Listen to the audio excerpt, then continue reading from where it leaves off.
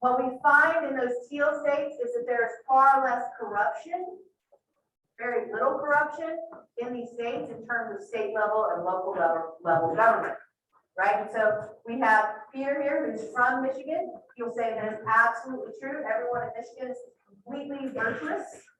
But there are low levels of corruption statistically as compared to other states. And something else that's very important is there are much higher levels of participation in the political process.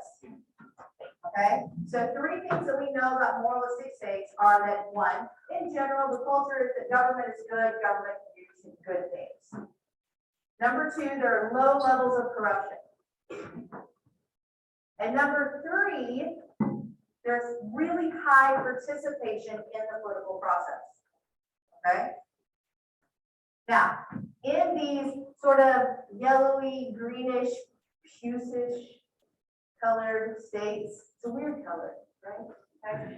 These are individualistic states, okay? And so the state culture in these states is termed individualistic, right? And an individualistic state culture it has some hallmarks. 1, the idea is this: government is neither bad nor good, it's a business. It's transactional, okay? So generally people look at government as something that they can do something and get something, all right? What we see in terms of corruption is that there's a little more corruption, right? There's still low levels of corruption, but it's higher than we see in moralistic states, and people accept that as the cost of doing business. That's an individualistic state. So government's neither bad nor good, it's more like a business. As a result, there's some corruption, and that's the cost of doing business. And in terms of participation, people participate less than they do in moralistic states, but they participate when they want something. And so they're more likely to get activated in order to try to achieve something. They see government as a means for achieving something. Okay? In these burnt orange states, I didn't come up with those. But in the burnt orange states, we have traditionalistic states. Traditionalistic states, the general culture is that government is bad. Okay? Government is a necessary evil. And that government is something we have to endure. Okay? Government's bad. The second part of that means that there are very high levels of corruption in state government. High levels of corruption in state government. Government is bad. Government is also pretty corrupt. You guys think about the news in Oklahoma just over the summer. I think there's something like 5 corruption scandals that have come out of the governor's office this summer. Corruption is high in traditionalistic states.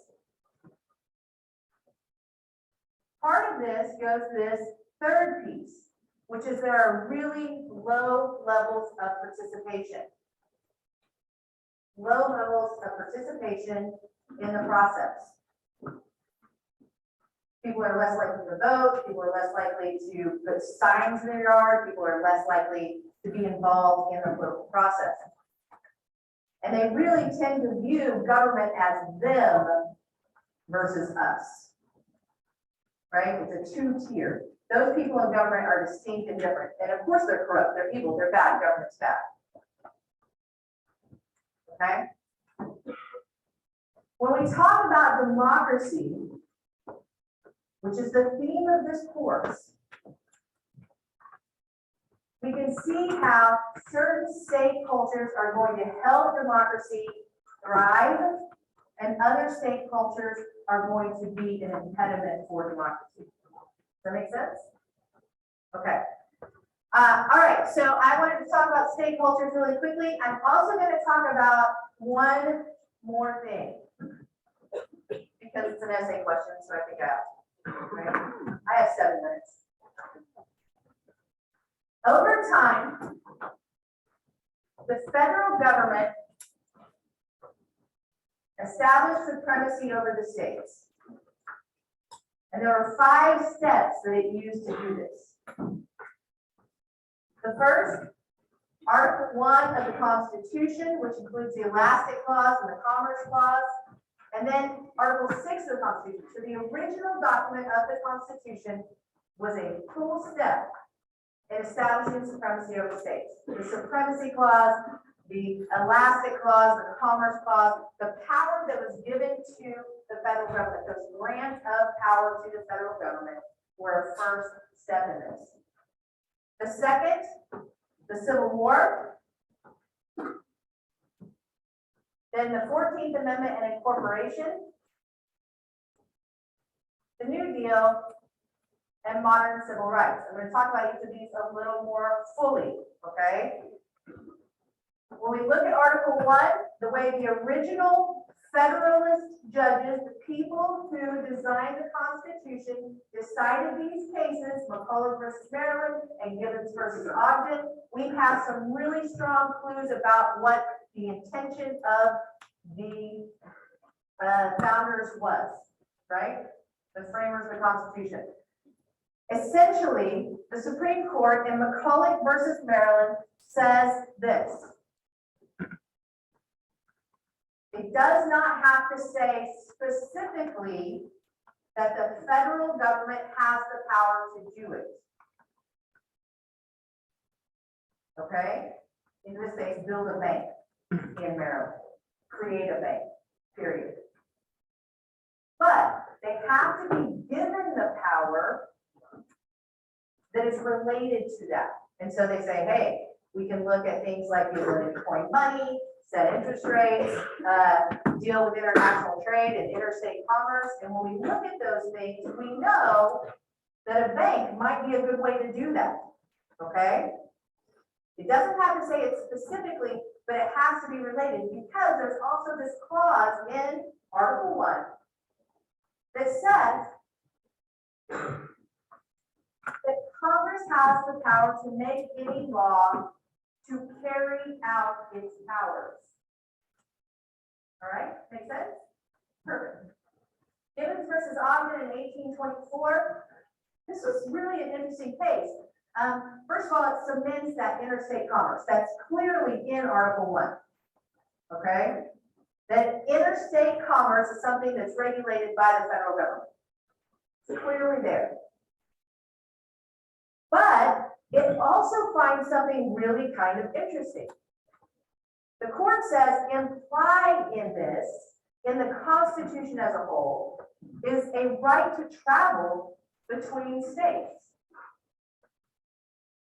I want you guys to think about that in terms of some of the laws that states are making this summer about going from state to state for different services. Gibbons versus Ogden, 1824.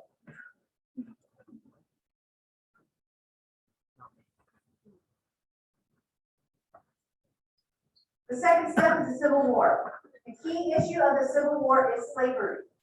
If someone told you in your high school history class that the key issue was the difference between industrialization and agrarian way of life, then they have been reading a lot of history books that were written by people who lost the war. The issue is slavery.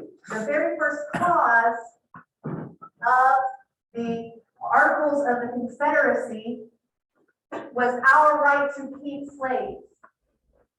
This is why we're separating. The key issue of the Civil War was slavery. The South felt that the Northern interests would succeed in ending slavery through abolitionist pressure and propaganda. They were afraid that people would say, hey, look, remember human rights? And they would win. The South was going to secede. Lincoln's going to act to preserve the Union. The United States wins and brings those states back. As a condition of them coming back, Texas agreed to change its constitution to say that it can no longer secede from the Union. So, yeah, your high school teachers would talk about this, right? But they had to also approve the 13th Amendment, which says what?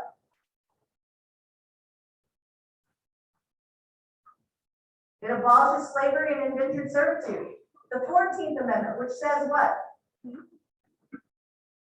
Equal protection of the law of everyone in the United States, no matter what state you're in.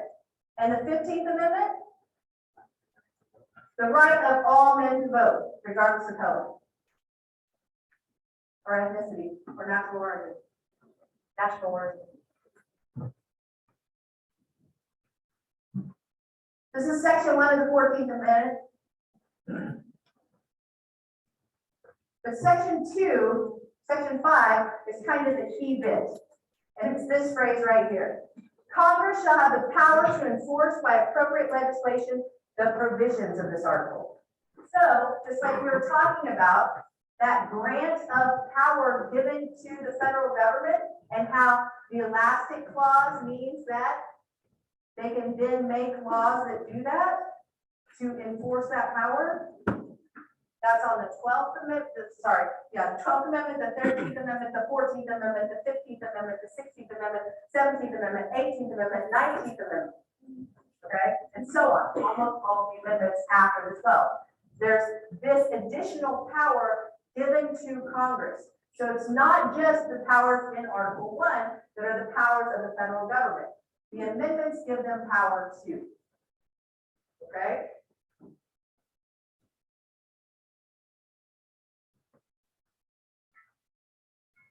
The incorporation doctrine says, hey, we said all people, right? And so therefore these liberties are going to be one by one incorporated to the states. In other words, states are like, hey, we can stop freedom of speech if we want to, because that's not in our Bill of Rights. And the federal government said, well, as it turns out, there's this 14th Amendment now. And it says, you have to give the liberties to everyone that they get as a citizen of the United States. Okay? And so it was one by one incorporated, and the court specifically says that this must be of the very essence of a scheme of ordered liberty. All but one were incorporated by 1972. The Second Amendment, I often ask this question, but I'm not going to today because we have very little time. But the Second Amendment, right, as the way it's written, was written as a state's right, an individual right, both. There's a lot of debate over where to put these comments, right?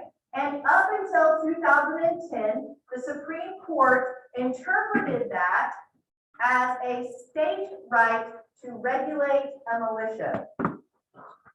Okay? It's not until 2010, and understand, if we're going to talk about originalism, that's not originalism. Right?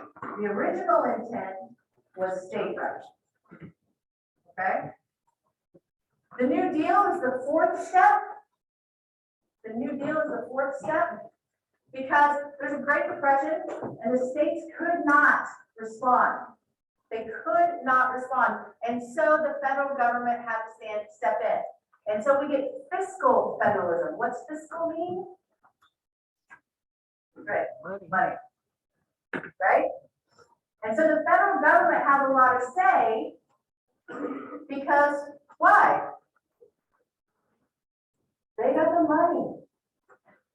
Right? Would you like a new highway? You can ask the Cherokee Nation, which we'll talk about in just a second, or you can ask the federal government. Do you need money for your schools? You can raise taxes yourself, state. Is that particularly popular? No, it is not. So let's just ask the federal government. Okay? Fiscal federalism, which means the federal government also put restrictions. We've already talked about those advantages.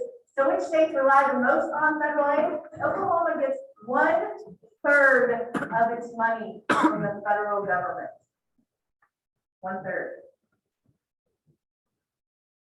Texas gets 32.6%, pretty close. Wyoming, 44.5%, Montana, 46%, Arizona, 43%, New Mexico, 40%, Mississippi, 43%, Louisiana, 43.7%. California is one of the few states that actually pay more into the federal government than they get back.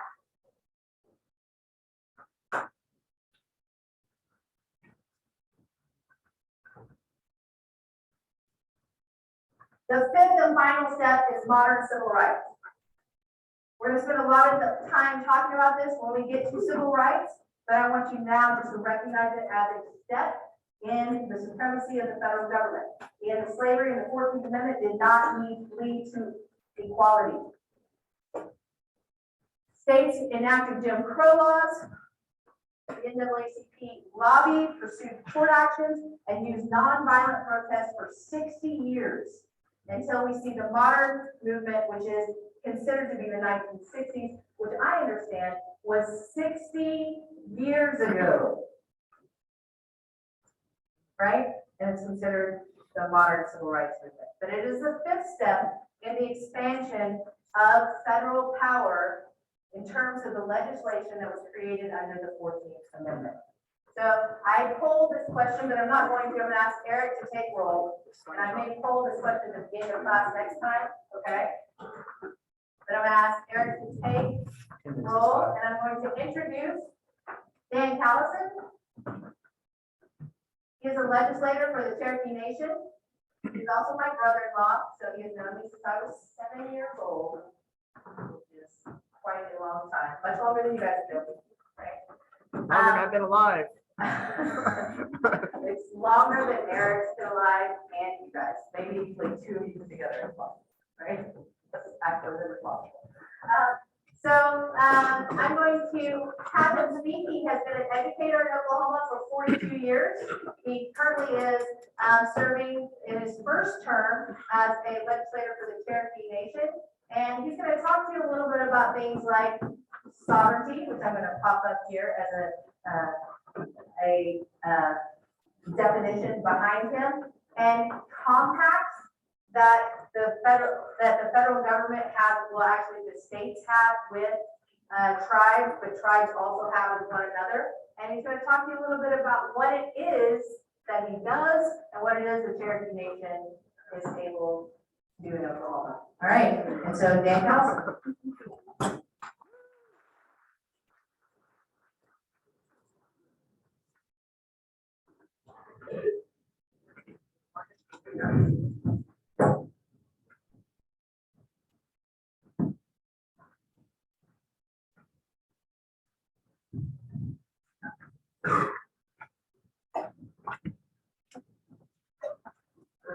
Bill, that's how we say hello to Cherokee. Have I got any Cherokee citizens here this morning? Anybody registered Cherokee citizens? One back there. Got one in the back. There you go. One over here. One over here. All right, well, good. There's approximately 430 registered Cherokee citizens in the United States. We are the largest native tribe out of about 579 federally recognized tribes. 39 of them here in Oklahoma. So we have 430. We don't have a blood block. There's three types of Cherokees. There's the Eastern Band, which you must be at least a 16th, which I am. Katua, which you've got to be at least a quarter before you can actually be a Katua. Then there's the Cherokee Nation. We gave during the COVID relief, the ARPA funds, we gave out a $2,000 stipend to our citizens, and we gave over $800,000 out to citizens, and we picked up about 30,000 citizens at that point in time. So as we get into the federal government, we get into what we do with the Cherokee Nation. The Cherokee Nation budget, we just passed a $3.5 billion budget this week. 3.5 billion. The state of Oklahoma is 8.4. The Cherokee Nation is the third largest employer in the state of Oklahoma, behind Tinker Air Force Base and the state of Oklahoma. In comes the Cherokee Nation. We employ over 12,000 people approximately between the nation and the Cherokee Nation businesses. We have two entities, the Cherokee Nation Business has their own LLC.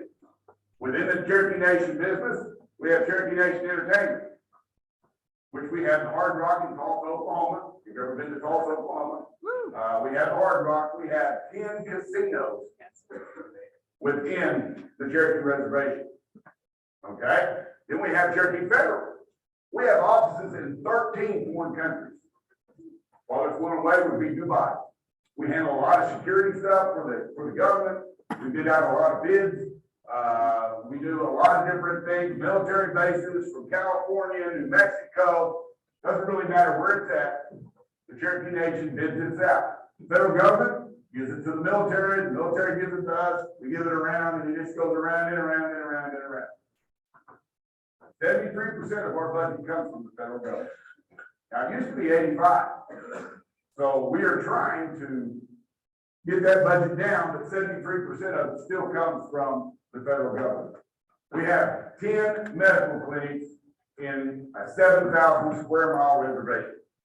10 of them. Matter of fact, in my district, in Salina, Oklahoma, anybody ever been to Salina, Oklahoma on Lake Hudson? There you go. You've been down there, we have the AMO, which means place of salt in our language. And we used to trade salt. You guys know from history that salt used to be just like gold. We had to have it. Well, we had electricity, refrigerators, and ice, and all those good things that go along with today. But we are building a $40 million clinic, which will be, it's the oldest. It will presently, once it's finished, and we just awarded the contractor last week, I believe, we awarded Howard the construction management team where they can get this bid out. It's going to be a $40 million project. Within my district, I'm District 15, we have 17 counselors, which are legislative. My department is the legislative part. The chief's department is the executive part, and Chief Hoskins says, hello, he's an OU graduate. He graduated from OU, has his law degree. He would like to come down and speak to you at some point. But we have the executive branch and we have the judicial branch. So if you're going in and you want to be a lawyer, you're a Cherokee citizen, we are just now, because of the McGirt decision, we're having to revamp everything and go forward with that. 7,000 square miles within the Cherokee Reservation. 15 counselors, 14 counties that we entail, and we have 2 at large. So if you live outside the reservation, for example, if you lived in Norman, you were from Norman, you'd be at large. We have 2 at large counselors. Matter of fact, they have, next week, they have a meeting this weekend in Texas. We have Cherokee citizens in Washington, California, Colorado, Georgia, Texas, have them all over the United States. Only about 135,000 citizens live within the reservation, which is that 7,000 square mile area. Okay, 27,000 in my district. 27,000 Cherokee citizens in my district. I'm gonna give you a couple of statistics here. About 90% of your statistics are made up on the spot, right? You guys all know that. So if I did to you, you would have to go on because I'm full of worthless information. I used to tell my high school classes all the time. Taught chemistry, by the way. Coached football, baseball. Had the voice for football. You could hear me across the field and it was always good. I've been a basketball coach, I've been in trouble. But I picked one outdoors. But when we get back to this, if we get back to what we're doing here, when we talk about 27,000 people, only 2,700 of them are registered to vote. That's 10%. In my election, which I ran against the former Speaker of the Council, which is the Speaker of the House of the Legislature. She'd been a counselor for about 4 different terms, and my term is 4 years. Okay? When I ran, we had 809 votes total. About 30% of those 2,700 people voted. That's it. Only about 10%. So I've always encouraged, I've encouraged the last year, and this is my 2nd year as a counselor, I encourage my high school students, I encourage them to get out and register to vote, because they do have a vote. How many of you know Oklahoma always said, if you're a Democrat, your vote never counts because it always goes red? It does count. Because you get a choice, this is your opportunity to voice your opinion and what happened. Yes, sir. So I got a question. you register to vote as a Cherokee citizen. Can you also vote or register to vote as a American citizen? Yes, those are two different things. So you had two different. Yes, you have to register, you register to vote as an American citizen, then you register to vote as a Cherokee citizen. You get to do the voting there. Now, what benefit does being a Cherokee citizen have for you? In my district alone, we give out our own tag system. We do that. We'll talk about sovereignty here in a minute. But in Mays County, one of the 77 counties in Oklahoma, we gave last year $626,000 to the public schools in Mays County. In Tulsa County, it's well over $1 million. That's what we do with the money that we receive.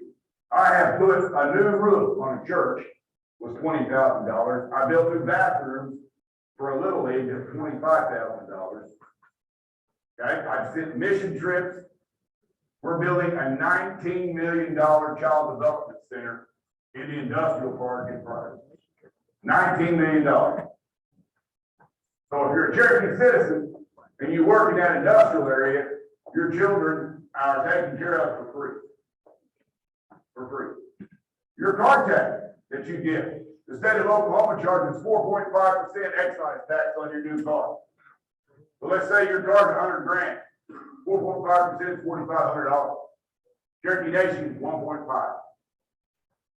So you save $3,000 Cherokee citizen wise if you buy a new car. And all that money that we collect, all that money that we do with, we put right back into what we do with our citizens. I just promised almost $200,000 in road aid in Mays County. Okay? We got $1.5 million apiece as a counselor for infrastructure and community service in my district alone. Each one of the 15 counselors on the reservation got that. We have rental assistance. We have utility assistance. We have food assistance. If you go to the clinic on the reservation, and even if you come in as an at-large student, all of your medications, your drugs that you have to take, if you're diabetic or any of this other stuff, is all free. Now, we do encourage insurance because the $40 million clinic we're building in Salina at the AGO clinic was paid for by Cherokee Nation profits. By us charging people with insurance. I went to Cherokee Nation since I was off my dad's insurance. Actually, Moby Dick was about this long. I'm about 165 years old, as you can probably already tell. But the Cherokee Nation has always taken care of me once I got into the adult world. Matter of fact, when I coached and taught a couple of years in the 90s, you guys don't even remember the 90s, you weren't even around. But in the 90s, going to the semifinals a couple of times as a football coach, as a head football coach, had a chance to go somewhere else. But I stayed within the reservation because of what the Cherokee Nation gave to me. What it means to me to be a Cherokee Nation citizen. This shirt that I have on, it's called a ribbon shirt. And there's ribbons, if you're a lady, it'll be a tear skirt or a teardress. This is from the Trail of Tears, from the 1837 Indian Removal Act. We can get into that and tons of this stuff that we can get into as we move along. But with that said, you know, this is a traditional shirt. We just finished our Cherokee Nation holiday last weekend. Just finished.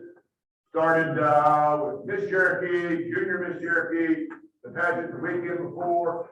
Had the little ambassadors, you know, back and forth and all the way down to, we had fishing tournaments, we had softball tournaments, had powwow. Anybody ever been to a powwow? Really cool. If you've never been, you ought to actually get out and see. Because that's the culture that the Cherokee Nation poses. That's the culture that we pose. We have 2,000, less than 2,000 first speakers with the Cherokee language. I'm not a speaker. My grandmother did not speak the language when I was growing up. It was forgotten because there was no room for Cherokee people. No room at all. The government of the United States, you know, it was English. That was the way that it had to be. So we have less than 2,000 first speakers. A first speaker was the first language they learned. We now have 2 immersion schools. An immersion school is where you go to school like today, and I would be speaking to you in Cherokee, doing your English, your math, your science, every bit of the class is taught all day long, and that's all we speak is Cherokee. We have 2 of those schools now that we built in Southport, which is the capital of the Cherokee Nation. So, you know, I can't say enough about what the nation does for us, what it does for everybody else. Panasonic was going to come to Mays County in the industrial area, and they were going to employ 4,500 people. Our illustrious governor was going to give them a tip, which no tax. You get to work for free after the first year. All your profit goes back into what you're doing with it. They employed 4,500 people. The Cherokee Nation, right now, oh, I don't know what term I want to use in a public setting. We're in a disagreement with the state government over gaming.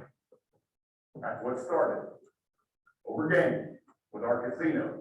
And you gotta understand, Chickasaws, the Choctaws, the Muskogees, the Creeks, the Seminoles, 5 civilized tribes. We went into that agreement. We're going to negotiate. Because you know, right now in Oklahoma, I think there's 110 casinos in the state of Oklahoma. Anybody here from Texas? From Texas, you live in the Dallas area, you want to gamble, you go north. There's Stackerville and there's Durant, the Chalks and the Chicks. And if you're a Chickasaw, I don't mean that disrespectfully. But if you're one of those 2, boom, you come up. You've ever been to a casino? Well, I guess a lot of fun. You gotta remember, my dad was a Frugal Baptist minister. So every time I get close to a casino, I can hear my dad, which has been gone since 2001, say, "Dan, get out of there now." You know, Dan is sin, where he doesn't want me to be there. So if you go to a casino, I mean, you can understand the fun, but the money that they generates everything. I mean, stop and think about it. They generates everything. So with that said, we went in to negotiate. We've got our smoke shop. Anybody ever seen a smoke shop? Yeah, that's where it's got to be on tribal land, trust land. Trust land is what was given to you with the Dawes Act of 1887. The last treaty that they gave the Cherokee Nation, that the federal government gave, was 1866. 1866. That was the last federal treaty. Okay? You may have heard of McGirt. Let me read you stuff here, because I don't want to misquote, but the 5 civilized tribes were never disestablished by Congress as a part of the Oklahoma Enabling Act of 1906. When did statehood happen in Oklahoma? 1907, didn't it? So they were never that way. Supreme Court Justice Neil Gorsuch wrote on the historic 2020 McGirt decision, and McGirt was Creek. Hogner is the Cherokee that the same ruling went with. On the far end of the Trail of Tears was a promise. The federal government promised the 5 civilized tribes that Oklahoma would be their reservation, to be where it needed to be. Now, who has the ability to disestablish a tribe or a reservation? Only Congress, and they never have. Never have. Our laws, the things that we have, we established those in the 1830s before removal. Had several Cherokees, lived in Georgia, southeastern United States. Okay? I mean, we're called the 5 civilized tribes because did we ever live in a teepee? No. We had houses, round houses. We went to water every day. We were educated. Our first encounter with, I believe it was DeSoto in 1540, that was the first encounter of the Cherokee Nation with Europeans. Trust me. When I say went to water, Native Americans were very clean. Europeans had a different story. Okay? But we were very clean. Judah College. I'm an environmental science teacher. All those years, enjoy the environment. Every year I start my class in high school in the name of progress. Where do we go? In the name of the progress, the United States government killed 19 million bison. Bison and buffalo, for those of you that's in biology, are two different species. 19 million. They killed them, they skinned them, and they left them on the prairie. Why? Because that's the Plains Indians' way to hang on to stuff. The federal government eradicated every wolf in the lower 48 states. Every one of them. Had to bring them back to Yellowstone. So you gotta be careful when you talk about in the name of progress. Because if you're a blood Bible believing guy, God put Adam here on earth to do what? Took care of the animals. The earth is perfect. We're the ones that's destroyed it. We have to be very careful about this. How much of this is enough? How much of this is enough? That's not Cherokee Nation culture. Cherokee Nation culture is take care of the land, take care of its people. We have a holiday because the Cherokee Nation people to get together to have food. I mean, have you ever heard what an Indian taco is? Ever heard of an Indian taco, fried bread? Oh yeah. If you've not had one, you need to find one because it's very good. You'll enjoy it. The first Indian tacos we had, you got to understand, statehood. The government sold the meat they gave to us, but they gave us beans and flour and different things of that sort. So if you get an Indian taco with meat on it, that's a plus. Because back then they didn't have them. So our culture teaches us to get along with our neighbors. Teaches us education. Chief John Ross talked about the Civil War a while ago. You know, we had Cherokee, Chief John Ross, that the Cherokees fought for the North, Stan Wading. Anybody ever heard of Stan Wading? Yeah, Stan Wading was the last general, the last Confederate general to surrender. Matter of fact, if you've ever been to Locust Grove, they built 412 that takes you into Arkansas and into Siloam Springs. Takes you up past your counterpart at OSU. But 412 actually was shut down for 1 week because a bulldozer actually uncovered. And you won't find this in your history books, but I have people that played football for me back then uncovered the gold that Stan Wading stole from the federal army. Shut the whole construction project down for that little skirmish that he had right there. How many of you have ever seen Josie Wells? Oh my goodness, you guys need to go home and watch Netflix. Josie Wells is a classic. Clint Eastwood, he was a trumpet player in a band. Stop thinking about him, man. He's the baddest dude on TV for a long time. Make my day. There's an old Indian man that travels with Josie Wells, and that was supposedly with Stan Wading. That's where Stan Wading goes from. So Josie Wells is a great movie to look at that puts you into Indian country. Great deal. How many of you ever heard of the hanging Judge Parker, Arkansas? Have you ever heard of him? Where the marshals get their name. Because in the Indian country, Indian territory, which Oklahoma was, we had our own law enforcement, we had our own justice system. Saline Courthouse is the last courthouse that stands for the Cherokee Nation in between Locust Grove and Rose, Oklahoma, north on Highway on 412. So with that said, you know, last one left, and you know, we saved that and restored that, put that back to play. So we have quite a bit of that left in it. Anybody have any questions as I move along? I can roll along, and because of the McGirt, our marshal service budget increased 265%. Yes, ma'am. So I'm from Durant, which is the Choctaw headquarters, and it's just interesting to me, despite being there in school, I feel like we didn't really learn a lot about the Choctaw Nation or Indigenous peoples to begin with. But something that we learned about when I started going to school in Michigan is the boarding schools, here in Oklahoma, and I mean throughout the country, and even in Canada as well. And just how horrible that was, and the assimilation that Native peoples were forced to go through. Do you have anything, I guess, that you would like to say about that, or just how that has affected your people? Well, the boarding schools was, like she said, in each one of the tribes. The government would take the kids away, take them away and put them in these schools. They couldn't speak their language, had to learn English, they had to learn the way that they thought was the way that it had to be. And yeah, we're just now undergoing those. And let me, before I go into that, the term sovereignty. You might know what sovereignty means? Sovereignty means the right to govern yourself. We govern ourselves all the way up. Matter of fact, the Trail of Tears is all about what? Money.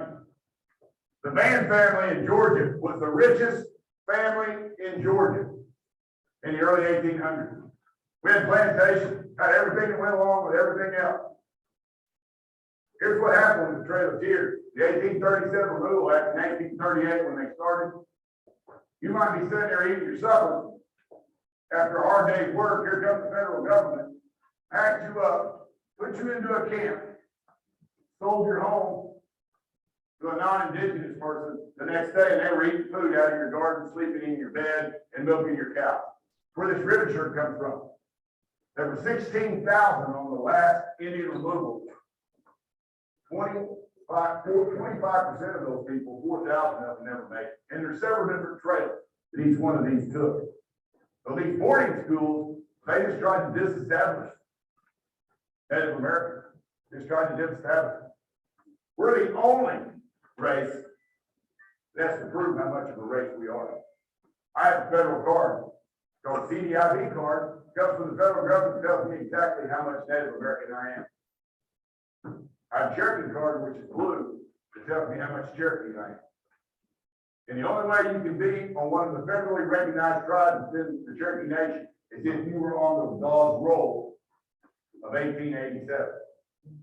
That's when they took the whole eastern side of Oklahoma, took it away from it, gave you anywhere from 110 to 160 acres. And you know what? We never had any land when we came here after 1837. We didn't have, the families did not own land. It was just everybody's land.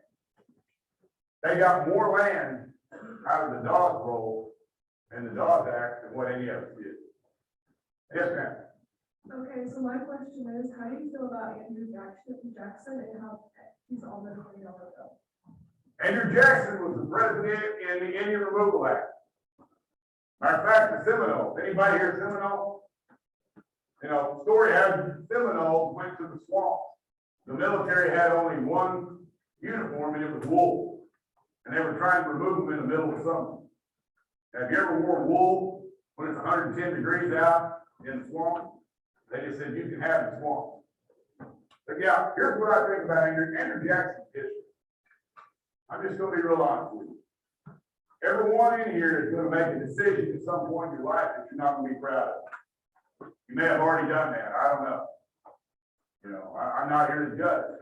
But that decision, this frontal lobe, I taught driver's ed for years and years and years. Frontal lobe is where you make rational decisions, folks. Females, yours develops at 24. Wow, anybody here developed yet? Males, 29. If it ever does. Ladies, have you ever heard the difference in men and boys and the price of the toys? It doesn't get any better the older they get. I can attest to that. They get more expensive. So, hey, Andrew Jackson, we got to learn from this, folks. That's the only way we're ever going to make it.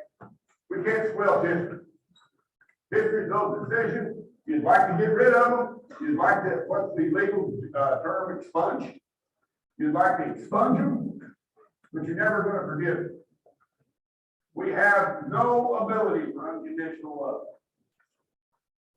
Unconditional love is the fact that you got to forget after you forgive. We can't do that. We lost that years and years ago. Another question.